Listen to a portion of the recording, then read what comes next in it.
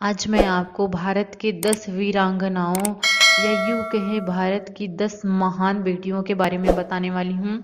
आज़ादी के 70 साल पूरे हो गए हैं, पर देशवासियों के दिल में आज भी उन शख्सियतों के लिए प्यार और सम्मान कम नहीं हुआ जिन्होंने आज़ादी की खातिर अपनी जान गंवा दी। आज़ादी के लिए कुर्बानी देने और देश के लिए लड़ने वाले वीरों में देश की वीरांगनाएं भी थीं।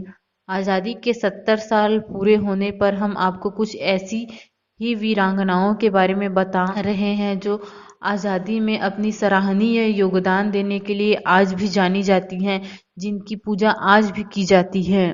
विजया लक्ष्मी पंडित एक कुलीन घराने से ताल्लुक रखने वाली जवाहरलाल नेहरू की बहन विजय लक्ष्मी पंडित भी आज़ादी की लड़ाई में शामिल थी। सविनय अवज्ञा आंदोलन में भाग लेने के कारण उन्हें जेल में बंद किया गया था। भारत के राजनीतिक इतिहास में वह पहली महिला मंत्री थी। वे संयुक्त राष्ट्र की पहली भारतीय महिला अध्यक्ष भी थी और स्वतंत्र भारत की पहली महिला राजदूत जिन्होंने मॉस्को, लंदन और वाशिंगटन में भारत का प्रतिनिधित्व किया था। दूसरा है सुचेता कृपलानी। सुचेता एक स्वतंत्रता सेनानी थी और उन्होंने विभाजन के दंगों के दौरान महात्मा गांधी के साथ रहकर कार्य किया था। इंडियन नेशनल कांग्रेस में शामिल होने के बाद उन्होंने राजनीति में प्रमुख भूमिका निभाई थी। उन्हें भारतीय संविधान के निर्माण के लिए गठित संविधान सभा की ड्राफ्टिंग समिति के एक सदस्य के रूप में निर्वाचित किया गया था।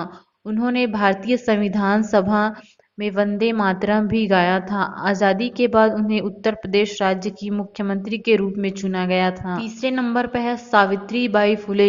इन्हें सीक्रेट कांग्रेस रेडियो के नाम से भी इसे शुरू करने वाली उषा मेहता ही थी। भारत छोड़ो आंदोलन 1942 के दौरान कुछ महीनों तक कांग्रेस रेडियो काफी सक्रिय रहा था। इस रेडियो के कारण ही उन्हें पुणे की येरवाड़ा जेल में रहना पड़ा। वे महात्मा गांधी की अनुयायी थी। चौथे नंबर पर है सरोजनी नायडू। भारतीय कोकिला के नाम से मशहूर सरोजनी नायडू सिर्फ स्वतंत्रता संग्राम सेनानी ही नहीं बल्कि बहुत अच्छी कवित्री भी थी। सरोजनी नायडू ने खिलाफत आंदोलन की बागडोर संभाली और अंग्रेजों को भारत से निकालने में अहम योगदान दिया था। 5वें नंबर है लक्ष्मी सहगल। पेशे से डॉक्टर रहते हुए लक्ष्मी सहगल ने सामाजिक कार्यकर्ता के तौर पर प्रमुख भूमिका निभाई थी। लक्ष्मी सहगल ने साल 2002 के राष्ट्रपति चुनाव में भी हिस्सेदारी निभाई थी। वे राष्ट्रपति चुनाव में वाम मोर्चे की उम्मीदवार थी, लेकिन एपीजे अब्दुल कलाम ने उन्हें हरा दिया था।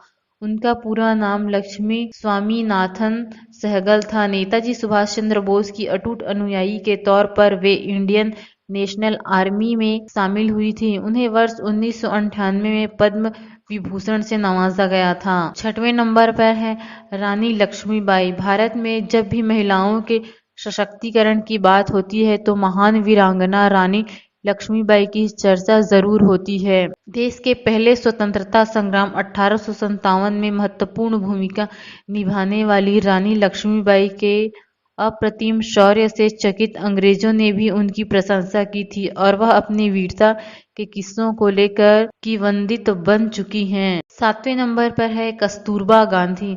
मोहनदास करमचंद गांधी ने के बारे में खुद स्वीकार किया था कि उनकी दृढ़ता और साहस खुद गांधी जी से भी उन्नत थे। महात्मा गांधी की आजीवन संगिनी कस्तूरबा की पहचान सिर्फ यह नहीं थी आज़ादी की लड़ाई में उन्होंने हर कदम पर अपने पति का साथ दिया था, बल्कि यह कि कई बार स्वतंत्र रूप से और गांधी जी के मना करने के बावजूद उन्होंने जेल जाने और संघर्ष में शिरकत करने का निर्णय लिया। वह एक सुदृढ़ आत्मशक्ति वाली महिला थी और गांधी जी की प्रेरणा भी। 8वें नंबर है कमला नेहरू। जवाहरलाल नेहरू की पत्नी कमला कम उम्र में ही दुल्हन बन गई थी, लेकिन समय आने पर यही शांत स्वभाव की महिला लौ स्त्री साबित हुई, जो धरने जुलूस में अंग्रेजों का सामना करती, भूख हड़ताल करती और जेल की पथरीली धरती पर सोती थी। उन्होंने असहयोग आंदोलन और सविनय अवज्ञा आंदोलन में उन्होंने बढ़ चढ़कर शिरकत की थी। 9वें नंबर पर है दुर्गाबाई देशमुख।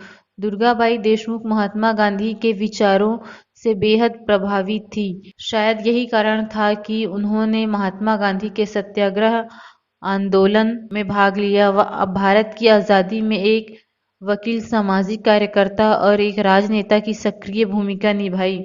वो लोकसभा की सदस्य होने के साथ साथ योजना आयोग की भी सदस्य थी। 10वें नंबर पर है इंदिरा गांधी। इंदिरा गांधी देश की प्रधानमंत्री के साथ साथ ही देश के लिए अनेक कार्य करने वाली सामाजिक कार्यकर्ता, देश का हित चाहने वाली महिला थी, जिन्होंने अपने सराहनीय कार्यों से देश को प्रगति के पथ पर अग्रसर किया। तो फ्रेंड्स, मेरी वीडियो कैसी लगी? वीडियो अच्छी लगी हो तो प्लीज़ वीडियो को लाइक करें, शेयर करें और ऐसी ही वीडियो देखने के लिए मेरे चैनल को सब्सक्राइब करें।